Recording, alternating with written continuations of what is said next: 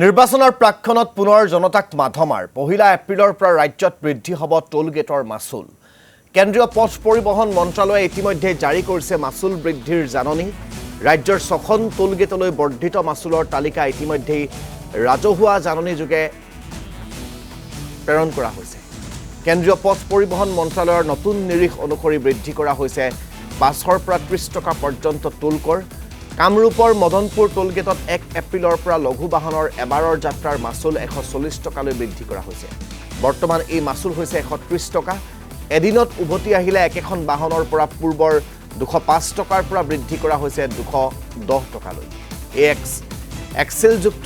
দুই এক্সেলযুক্ত বাছ ট্ৰাকৰ বৰ্তমানৰ নিৰিখ 400 টকাৰ পৰিৱৰ্তে 475 টকা।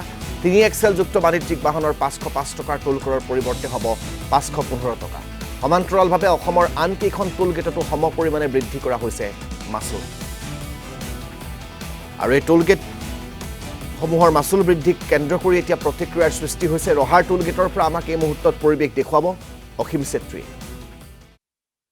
সাধাৰণ জনতাৰ মূৰত মাধমাৰ সোধাই পুনৰ 1 এপ্ৰিলৰ পৰা বৃদ্ধি পাব টোল গেটৰ মাচুল আৰু এই নিৰ্দেশনা জাৰি কৰিছে ৰাষ্ট্ৰীয় ঘাইপথ প্ৰাধিকৰণে। আৰু যি ন্যূনতম 5 টকাৰ পৰা 35 টকালৈ বৃদ্ধি পাব 1 এপ্ৰিলৰ পৰা টোল গেটৰ মাচুল। মই বৰ্তমান উপস্থিত আছো ৰহা টোল গেটত আৰু ক'ব লাগিব যে প্ৰত্যেক বছৰে আচলতে টোল গেটৰ যি মাচুল বৃদ্ধি, সেই মাচুল বৃদ্ধিয়ে কিন্তু সাধাৰণ জনতাৰ মূৰত আচলতে মাধমাৰ সোধাই আহিছে। আৰু এই বছৰো আচলতে এক নিৰ্দেশনা ইতিমধ্যে আচলতে জাৰি কৰিছে ৰাষ্ট্ৰীয় ঘাইপথ প্ৰাধিকৰণে যে 1 এপ্ৰিলৰ পৰা আচলতে 5 টকাৰ পৰা 35 টকালৈ মাচুল বৃদ্ধি হ'ব টোল গেটসমূহত। আমি ৰহা টোল গেটত উপস্থিত আছো।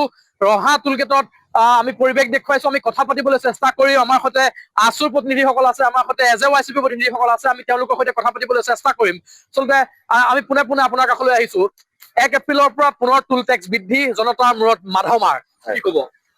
ৰহা আঞ্চলিক ছাত্ৰ সন্থাৰ পৰা আমি এটাই বিচাৰিম যে বৰ্তমান যিটো পৰিৱেশ পৰিস্থিতি হৈ আছে, যিটো মূল্য বৃদ্ধি হৈ আছে, বস্তুটোৰ মূল্য কমা নাই, এনে ক্ষেত্ৰত টোল টেক্স বৃদ্ধি কৰি ৰাইজক মাধমাৰ দিয়া সিদ্ধান্ত চৰকাৰে গ্ৰহণ কৰিব নালাগে। আমি ইয়াৰ বিৰোধিতা কৰিছো আৰু ভাৰত চৰকাৰে বিবেচনা কৰক। NHAI যিটো টোল টেক্স বৃদ্ধিৰ সিদ্ধান্ত লৈছে সেইটো বিবেচনা কৰি পেলাই সদ্যহতে কমোৱাৰহে ব্যৱস্থা কৰিব লাগে। আমি তাকে আহ্বান কৰিছো। নিশ্চয় আচলতে মূল্য বৃদ্ধি সময় দেখিবলৈ পোৱা যায়। প্ৰত্যেক সামগ্ৰীৰে আচলতে মূল্য বৃদ্ধি, তাৰ সমান্তৰালভাৱে টোল টেক্স আজি কেইবা বছৰ ধৰি আমি দেখি আহিছো যে প্ৰত্যেক বছৰে টোল টেক্স বৃদ্ধি হৈ আহিছে। কি ক'ব, এই বছৰ পুনৰ এক জাননী জাৰি কৰিছে যে 1 এপ্ৰিলৰ পৰা টোল টেক্স বৃদ্ধি পাব? হয়, নিশ্চয়কৈ। আপোনাৰ টোল টেক্সটো প্ৰত্যেক বছৰে এপ্ৰিল মাহত বঢ়াই আহিছে। আমি জানিব পৰা মতে অহা 1 তাৰিখৰ পৰা আকৌ 5 টকাৰ পৰা 35 টকা পৰ্যন্ত তেওঁলোকে টোল টেক্স বৃদ্ধি কৰিছে। তেওঁলোকে অকল বৃদ্ধিয়ে কৰি থাকক আৰু চৰকাৰখনে আঁচনিৰ নামত আঁচনি যুগুত কৰি থাকক। আমি অসম জাতীয়তাবাদী যুৱ ছাত্ৰ পৰিষদে আমি টোল গেট স্থাপনৰ পৰাই বিৰোধিতা কৰিছো আৰু আজিও বিৰোধিতা কৰিছো। চাওক, আমি টোল টেক্স যেতিয়ালৈকে বৃদ্ধি হ'ব, যাত্ৰীবাহী ভাড়া বৃদ্ধি হ'ব, বিদ্যালয় মহাবিদ্যালয়ৰ ছাত্ৰ ছাত্ৰীৰ কাৰণে অসুবিধাৰ সন্মুখীন হ'ব, খাদ্য সামগ্ৰীৰ বস্তুৰ দাম বাঢ়িব, ৰাতিপুৱা খোৱাৰ পৰা অৰ্থাৎ টুথপেষ্টৰ পৰা সন্ধিয়া ৰাতি খোৱা জীৱনদায়িনী ঔষধলৈকে তাৰ মূল্য বৃদ্ধি হ'ব। এনেই আপোনাক কেওফালৰ পৰা আপোনাৰ কেঁকুৰা চেপা দি চৰকাৰখনে জনসাধাৰণক চেপি ধৰিছে। তাৰ পৰিপ্ৰেক্ষিতত আকৌ তেওঁলোকে টোল টেক্স বৃদ্ধি কৰিছে। আমি এইটো কোনো কাৰণে গ্ৰহণযোগ্য নহয়। আমি পৰৱৰ্তী সময়ত কিন্তু সন্মানীয় জনসাধাৰণক লগত লৈ যিকোনো গণ আন্দোলনৰ কাৰ্যসূচী গ্ৰহণ কৰিবলৈ কিন্তু আমি বাধ্য থাকিম। নিশ্চয় আচলতে এইদৰে এতিয়া সকলোৱে ক্ষোভ উজাৰিছে আৰু দেখিবলৈ পোৱা গৈছে যে প্ৰত্যেক বছৰে টোল টেক্স বৃদ্ধি কৰি আহিছে, যাৰ ফলত আচলতে যাত্ৰীবাহী যিসমূহ বাহন, সেই বাহনসমূহেও নিজৰ যি ভাড়া, সেই ভাড়া বৃদ্ধি কৰিব লগা হৈছে, যাৰ ফলত সাধাৰণ ৰাইজে বিপদত পৰিছে বা সাধাৰণ ৰাইজৰে আচলতে অসুবিধাৰ সন্মুখীন হৈছে।